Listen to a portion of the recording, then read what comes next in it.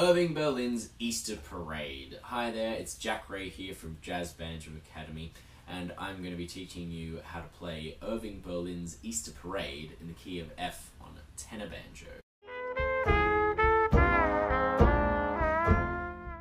So this is a tune that often gets called on Easter gigs for obvious reasons.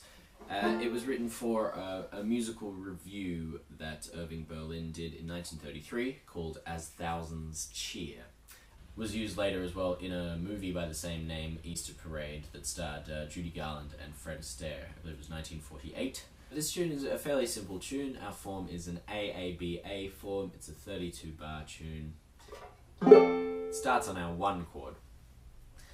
Now on the tenor banjo, we're going to play this as a little inside voicing or a 3-string voicing, where we've got A on the D string as our melody note. And then we go down a half step, back up, we've changed to a C6 chord. Also looks like an A minor voicing. Again, just sticking on the bottom 3 strings. Melody falls down to a G, then we go to F7. Again, 3-string voicing, F's the top note. Now we've got a full 4-string voicing, we've got A on the top note. Now we're going to throw in a little F augmented 9 chord there, so we go to our 4. Now the melody starts on an F on this 4 chord, so that's B flat, and the melody is on an F. So that's F, E, D, F, D, and then we've changed to B diminished. The melody's a D. Now we go back to our 1 chord.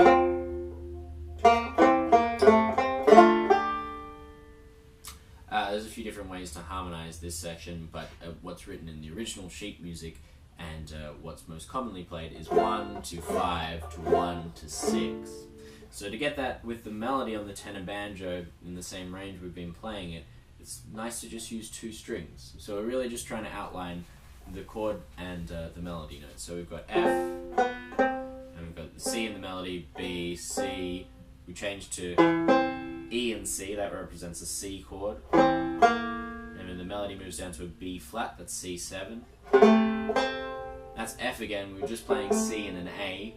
And then octave of 2 Cs. Now we're to D minor, 3-string shape. And then D minor 11 to finish up, so. And that brings us to our G9 chord. Now that's the only time that exact ending will happen. So the first A, we've got a long 2-5. So that's a bar on G7 and a bar on C7. In the second 8, so the second A, and then the last 8, which is the last A of this form, we're going to do a short turnaround. Now here's the difference. We're going G, and the melody falls back to an F, so the 7th of that chord. So that's just 2 beats on G, and then 2 beats on C. The melody is a G, and we resolve back to an F. So the second A and the last A resolve, the first one extends. Now the only other section of this tune we have to talk about, because there's 3 A's with only a slight difference in them, is the B section.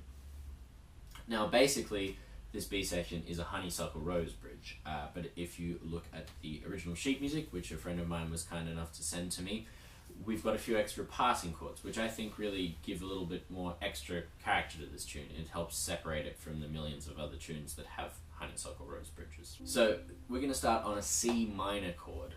So our melody walks in, it leads into it, going from an F, then that's on the avenue, and now we're on C minor with a G in the melody.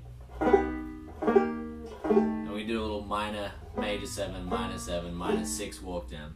So originally the sheet music just says to go C minor to F7, but Oscar Peterson in his trio, he does a nice, he's doing it at a more relaxed tempo, and he puts in that line. I think it's pretty.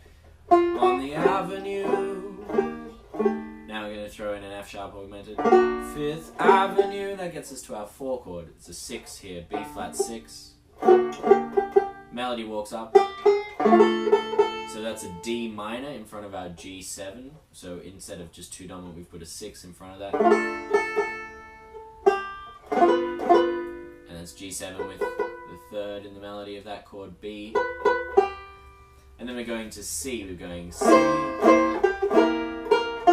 minor, C7, C augmented, and that gets us back.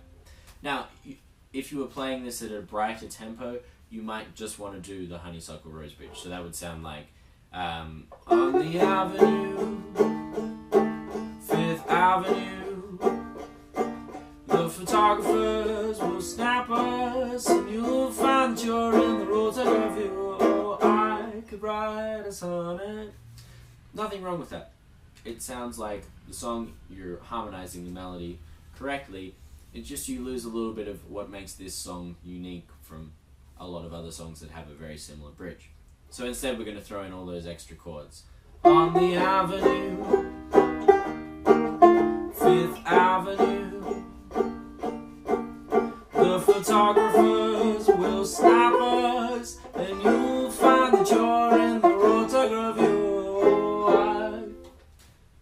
Rotogravure is a fun word to say, isn't it? I had to look up what it meant, but it's the printing press. So we've talked about our A sections. We went A, B, A. And that's the chorus of Easter Parade there, written by Irving Berlin. So I hope you have fun playing that over your Easter long weekend. Have a good little holiday if you get one, and we'll see you again next week for another installment of Trad Thursday and Notes on the Tune.